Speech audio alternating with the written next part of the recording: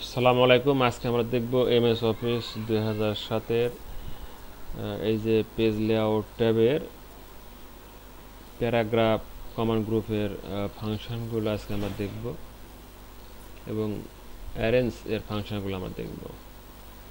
তো এখানে আমার কাছে কিছু লেখা আছে। তো প্রথমে আমরা দেখব হচ্ছে ইনডেন্ট। তো ইনডেন্ট মানে হচ্ছে জায়গা ফাঁকা করে দেওয়া। দেখেন আমার এখানে মার্জিন দেওয়া আছে, মার্জিনটা একটু কমাই দিই। আমি মার্জিনটা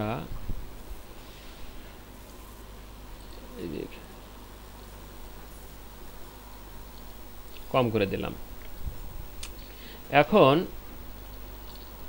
আমি চাচ্ছি যে এই লেখার বামে আরও জায়গা ফাঁকা থাকবে। এটা আপনি মার্জিন লেফটও করতে পারেন, আবার ইনডেন্টের মাধ্যমে আমার করতে পারেন, যে লেফট ইনডেন্টে যে আমি এখানে বাড়াই দিলাম পয়েন্ট।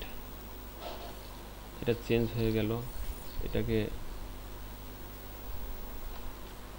নিকোষ বেনে করে। আচ্ছা, আমি এই লেখাকে ডান দিকে সরাবো, অর্থাৎ বামে জায়গাটা কি করব, ফাঁকা করব। ঠিক আছে, দেখেন এই লেফট ইনডেন্ট বাড়ানোর সঙ্গে সঙ্গে কী হচ্ছে, বামে জায়গা ফাঁকা হচ্ছে এবং ডানের দিকে সরে যাচ্ছে। আর এটা আমি 0 করে দিলাম। এবার আমি যে কাজটা করব,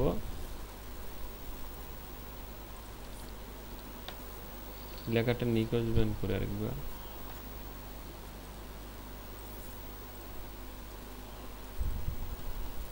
আচ্ছা, এবার আমি ডান দিকে সরাবো। তো পেজ লেআউটে গিয়ে ইন্ডিয়ান রাইটে যদি বাড়ায়, দেখেন লেখাটা কি হচ্ছে, ডান দিক থেকে বামের দিকে সরে আসছে, অর্থাৎ ডান দিকে ফাঁকা হয়ে যাচ্ছে। ঠিক আছে, এই হচ্ছে ইনডেন্ট। তো আমি এখানে 0 করে দিচ্ছি। আচ্ছা, এবার হচ্ছে স্পেস। স্পেস মানে ফাঁকা জায়গা। তো মনে করি এখানে আমাদের প্যারাগ্রাফ আকারে লেখা আছে, আমি এখানে একটু জায়গা ফাঁকা করব। এটা একটা প্যারাগ্রাফ দিলাম, এখান থেকে একটা দিলাম প্যারাগ্রাফ, এখান থেকে একটা দিলাম। যাই হোক, এগুলো হচ্ছে আমার প্যারাগ্রাফ। কালারিং করলে হয়তো আমরা আরো ভালো বুঝতে পারবো। এটা সিলেক্ট করলাম। আচ্ছা, এখন আমি স্পেস দিব। তো প্রথমে আমি বিফোর অ্যাপ্লাই করব। তো অ্যাপ্লাই করতেছি, দেখেন বিফোরের পয়েন্ট বাড়ার সঙ্গে সঙ্গে। আচ্ছা, এটা আমি সিলেক্ট করি, তাহলে আমরা আর একটু ভালো বুঝতে পারবো। তাহলে আমরা আর একটু ভালো বুঝতে ওকে। তো এই হচ্ছে আমার লেখা। এখন আমি দেব, আপনার স্পেসিং দেব। তো আমি এখানে এটা ছোট করলাম পেজটা ভালোভাবে বোঝার জন্য। আমি এটা সিলেক্ট করলাম। সিলেক্ট করার পর দেখেন আমি যখন ওই স্পেসিং দেব বিফোর, বিফোর মানে পূর্বে, এই লেখার উপরে ফাঁকা জায়গা হবে, এই লেখার উপরে। দেখেন আমি যখন বাড়াই দেবো, দেখেন লেখার উপরে কিন্তু ফাঁকা জায়গা হচ্ছে। এই ফাঁকা জায়গায় কিন্তু আপনি লিখতে পারবেন না, এই যাতে আপনি লিখতে পারবেন না। দেখেন এখানে আপনার মাউস পয়েন্টার আসবেই না এখানে। ঠিক আছে, এটা হচ্ছে ফাঁকা জায়গা। এটা হচ্ছে আপনার বিফোর। আর যদি মনে করি লেখার পরে আমি ফাঁকা জায়গা দেবো, তাহলে এখানে আফটার ক্লিক করতে হবে। যায় আফটার ক্লিক করলাম, দেখেন আমি আফটার ক্লিক করতেছি। দেখেন লেখার কি হচ্ছে, পরে ফাঁকা জায়গা হচ্ছে, এটা আফটার। এই যে এটা হচ্ছে আফটার, আর উপরে হচ্ছে কি বিফোর। আমি দুইটাতে 20-20 করে দিলাম। তাহলে দেখতে পাচ্ছি আমি লেখার ওপরে এবং নিচে কত ফাঁকা আছে, 20-20 করে ফাঁকা আছে। তো এই হচ্ছে ফাঁকা জায়গা দেওয়া। যদি মনে করে যে আমি এভাবে ফাঁকা জায়গা দেবো, দিতে পারবো।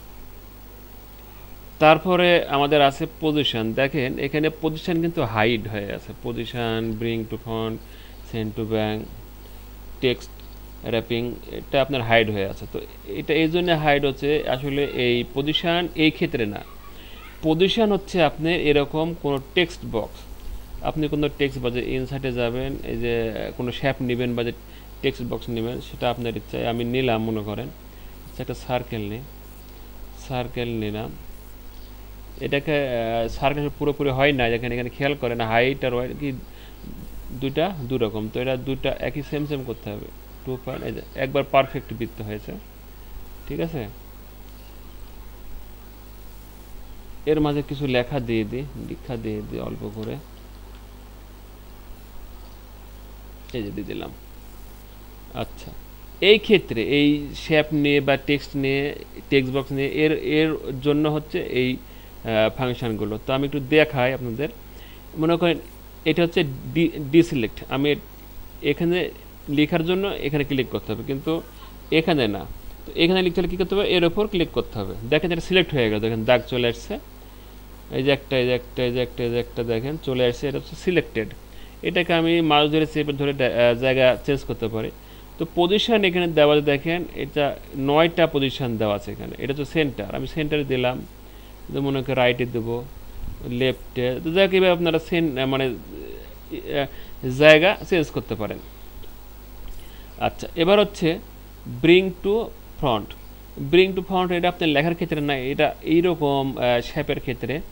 তো এখানে দুইটা শেপ আছে, আমি এইটা একটু কালার করি, ফিল শেপ, একটা কালার দিয়ে দিই, কালার দিয়ে দিলাম। এখন এই শেপটা আমি এর উপরে আনলাম, দেখেন নিচেরটা কিন্তু কি দেখা যাচ্ছে না, তাই না?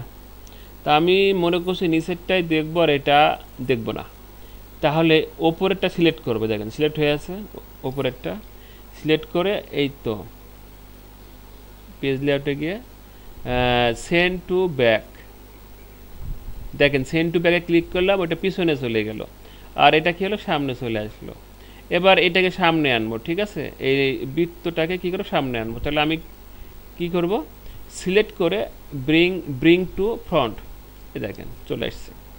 এই সেন্ড টু ব্যাক আর ব্রিং টু ফ্রন্ট, এটা হচ্ছে একাধিক শেপ, 2-3টা শেপ নিতে হবে, নিয়ে তার মধ্যে যে কোনো একটাকে এভাবে সামনে পিছনে আনার জন্য এটা ব্যবহার করা হয়। তারপর হচ্ছে টেক্সট র্যাপিং। আচ্ছা, এটা একটা শেপ যে লেখা আছে, তো টেক্সট র্যাপিং হচ্ছে, আমি ক্লিক করে দেখেন,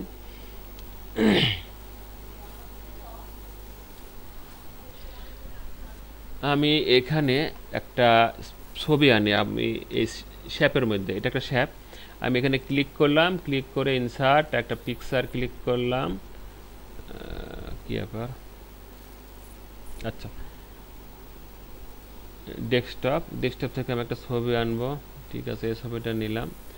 দেখেন এই ছবিটা এখানে চলে আসলো, ছবিটা কিন্তু নড়ছে না, ঠিক আছে, আমি নড়ার চাষে দেখেন নড়ছে না। তো এটা আমি কি করতে হবে, পেজ লেআউটে গিয়ে, এটা পেজ লেআউটে ফরম্যাটে যাবেন, এটা ফরম্যাট আছে, ঠিক আছে, ফরম্যাটে যাবেন। আচ্ছা, এটা পজিশন, এটার পজিশন, পজিশন এটা আমি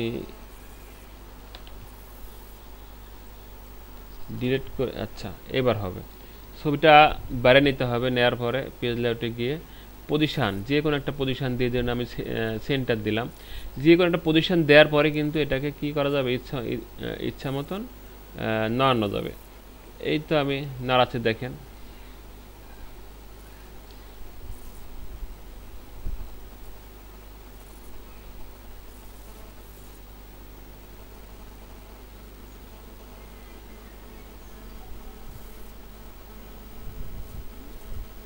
আচ্ছা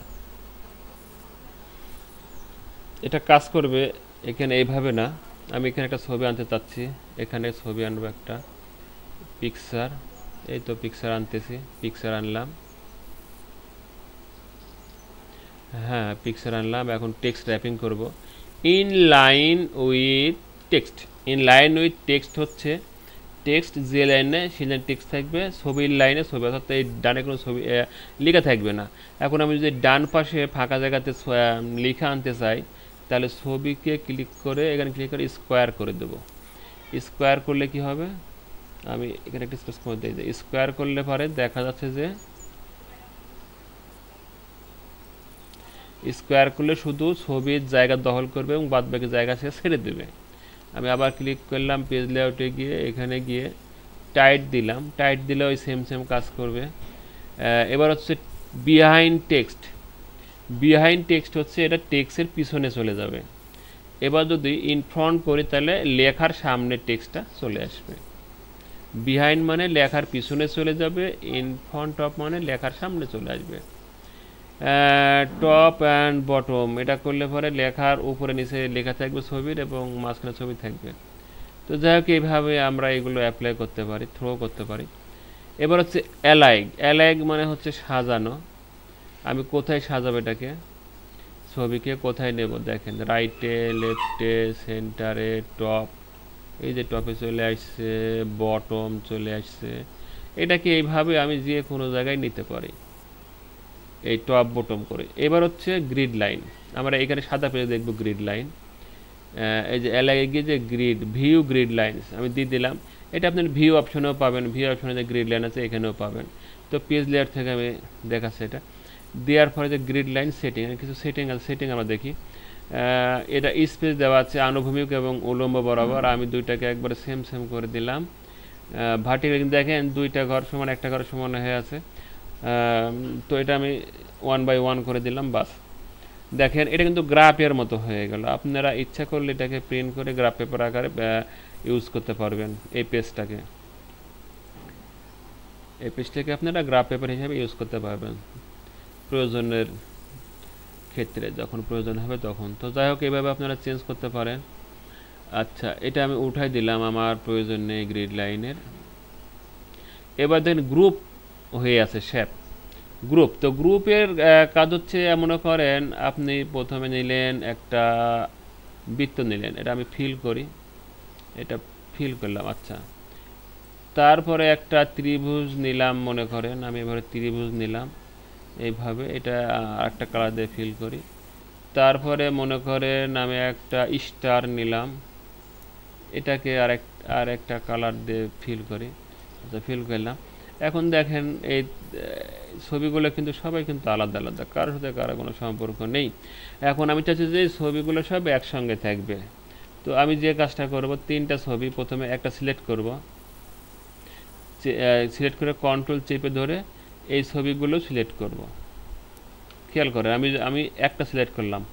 এবার খেয়াল করেন মাউস পয়েন্টটা চেঞ্জ হবে, এই যে মাউস পয়েন্টের সাথে একটা প্লাস আইকন আসলে ক্লিক করলে সিলেক্ট হয়ে যাবে। সিলেক্ট করলাম, সিলেক্ট করার পর এখন আমি কী করব, পেজ লেআউটে গিয়ে এই যে গ্রুপ করে দেবো, গ্রুপ ক্লিক করে গ্রুপ করে দিলাম। তার মানে গ্রুপ মানে হচ্ছে এখন এই ছবি তিনটা এখন এক জায়গায় হয়ে গেল। ঠিক আছে, এইভাবে অনেক ছবি 10টা 20টা ছবি আপনারা একবার সিলেক্ট করে আপনারা গ্রুপ করতে পারবেন। এখন ধরেন আমার এমন একটা ক্ষেত্র আসলে যেখানে আমার গ্রুপের কোনো প্রয়োজন নেই, তাহলে এটা সিলেক্ট করে এটাকে সিলেক্ট করব। দেখেন সিলেক্ট করলাম, দেখেন সিলেক্ট করার পরে আনগ্রুপ করে দেবো। আনগ্রুপ করার সঙ্গে সঙ্গে ছবিগুলো কী হয়ে যাবে, কি ব্যাপার, এই যে হ্যাঁ, এই যে ছবিগুলো আনগ্রুপ হয়ে গেল। ঠিক আছে, তারপর আছে রোটেট। রোটেট আমি এটার ক্ষেত্রে দেখাই। রোটেট হচ্ছে এই যে দেখেন, রোটেট মানে হচ্ছে কি ঘুরবে। ঠিক আছে, ছবিগুলা লেফট রাইট বিভিন্নভাবে ঘুরবে, যখন ঘোরানোর প্রয়োজন হবে আপনারা এইভাবে ঘোরাইতে পারবেন ছবিগুলোকে। মোর রোটেশন অপশনে ক্লিক করলাম, এই তো এখানে অনেক আসছে, এখানে ছবির নাম আছে, ছবির নাম আপনারা চেঞ্জ করতে পারবেন। এখানে কয়েকটা অপশন আছে, অপশনগুলো আপনারা ব্যবহার করবেন। সাইজ অ্যান্ড রোটেট, সাইজ দেওয়া আছে, ইত্যাদি দেওয়া আছে, আপনারা চেঞ্জ করবেন। চেঞ্জ করা হয়ে গেলে প্রয়োজন না থাকলে রিসেট ক্লিক করলে রিসেট হয়ে যাবে। তো আমার ভিডিওটা হচ্ছে এই পর্যন্তই। যদি কোনো সমস্যা প্রবলেম মনে করেন তাহলে আমাকে অবশ্যই কমেন্টে জানাবেন এবং আমার চ্যানেলটা শেয়ার করবেন, সাবস্ক্রাইব করবেন, লাইক করবেন। ওকে, আল্লাহ হাফেজ, আসসালামু আলাইকুম।